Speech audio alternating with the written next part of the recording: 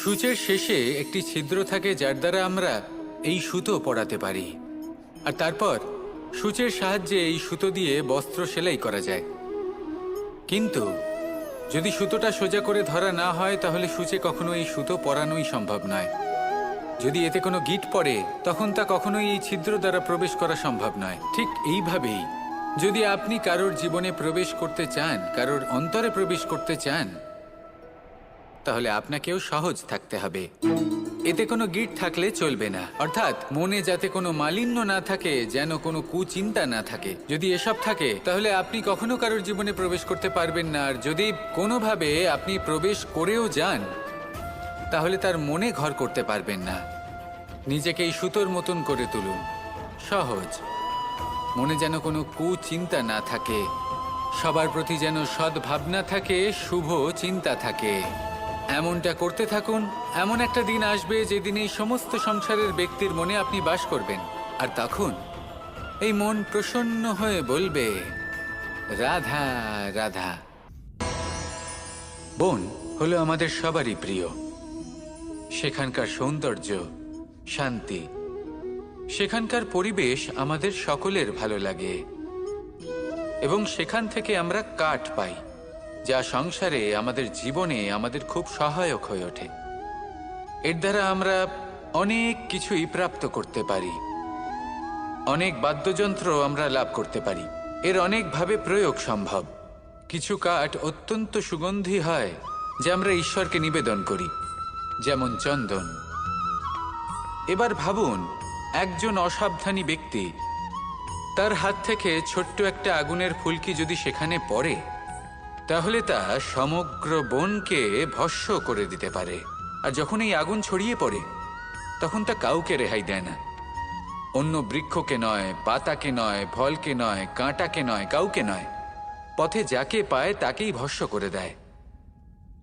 এই ছোট্ট আগুনের ফুলকি। কিন্তু এই ছোট্ট আগুনের ফুলকি সবার আগে কাকে ভস্ম করে? সেই সকল ছোট ছোট শুকনো পাতা, সেই ছোট ছোট গাছের ডাল। ঠিক সেইভাবেই আপনার জীবনে একজন খারাপ ব্যক্তি এসে হয়তো আপনার সমগ্র জীবন ধ্বংস করে দিতে পারে। আর আপনার এই জীবনে এই ছোট ছোট শুকনো পাতা এবং এই ছোট ছোট শুকনো কাঠ আপনার ছোট ছোট স্বার্থ। আপনার স্বার্থের দ্বারা এই অশুভ ব্যক্তি আপনার মনে অশুভ আবেগ বাড়িয়ে তুলবে এবং আস্তে আস্তে আপনার জীবন শেষ করে দিতে পারে। তাই মনে রাখবেন, এই জীবন অমূল্য। আপনি হলেন অমূল্য। এই জীবন যাপন করুন, এবং এই জীবনের কাছে পৌঁছানোর দ্বার আর কোথাও নেই, আপনার কাছেই আছে। আপনার মনে, আপনার বিবেকে, আপনার দৃষ্টিভঙ্গিতে, আপনার ভাবনাতেই আছে। এই দ্বারকে খুলুন, জীবন সফল হবে আর ভালোবেসে বলবে, রাধা রাধা। এই সংসারে 3 ধরনের আবেগ অত্যন্ত গুরুত্বপূর্ণ, যা প্রত্যেক মানুষের জীবনে থাকে। প্রথমটা হলো আনন্দ, যা আমরা সবাই লাভ করতে চাই। দ্বিতীয় হলো ক্রোধ। এটা তখনই আসে যখন আমরা আমাদের উপর নিয়ন্ত্রণ হারাই বা কোনো পরিস্থিতি আমাদের প্রতিকূল হয়ে থাকে। তৃতীয় হলো দুঃখ। এই দুঃখ তখনই আসে যখন কোনো একটা পরিস্থিতি আমাদের মনের মতো হয় না, বা আমাদের প্রিয়জন আমাদের বুঝতে পারেন না, আমরা অমূল্য কিছু হারিয়ে ফেলি, তখন এই দুঃখ আমাদের হৃদয়ে আশ্রয় নেয়। এই 3 আবেগ হলো এমন যে আমাদের জীবনে আসতে এবং যেতে থাকবে। কিন্তু এই 3টি আবেগের বিষয়ে কোন কথাটা মনে রাখতে হবে সেটা শুনুন। যখনই আপনি আনন্দে থাকবেন, প্রতিশ্রুতি দেবেন না, কারণ যখন মানুষ আনন্দে থাকেন তখন তিনি নিজের বিবেক বোধ হারিয়ে ফেলেন।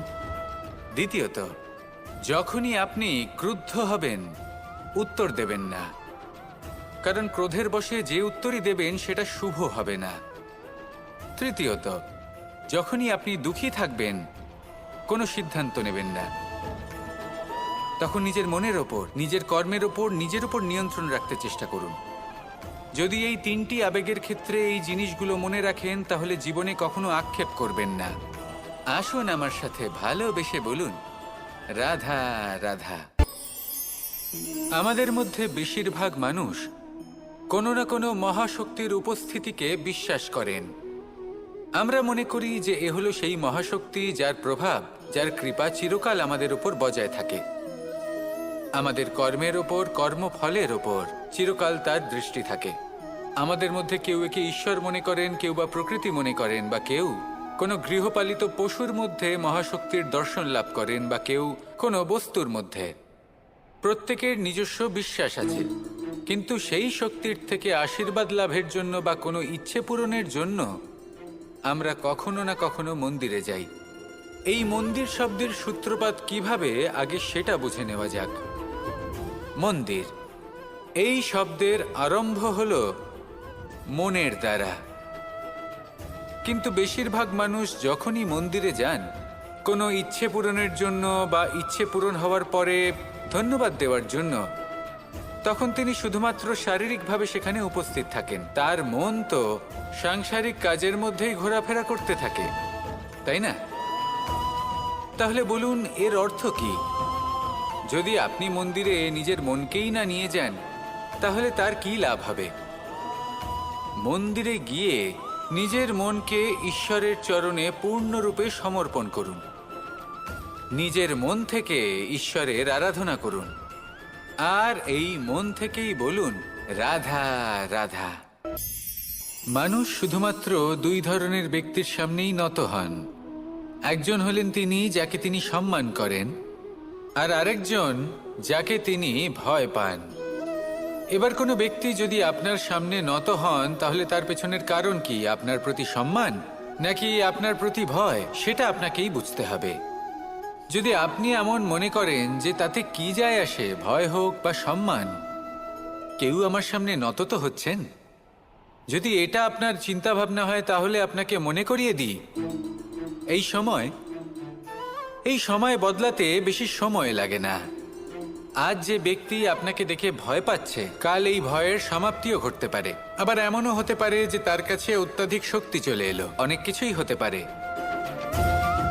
তাই মনে রাখবেন, যে মাথা ভয়ের কারণে নত হয় তা সময় এলে সবার আগে বিরোধিতা করতে পারে, আর যে মাথা সম্মানের কারণে নত হয় আপনার জন্য নিজের শিরচ্ছেদও সে করতে পারে।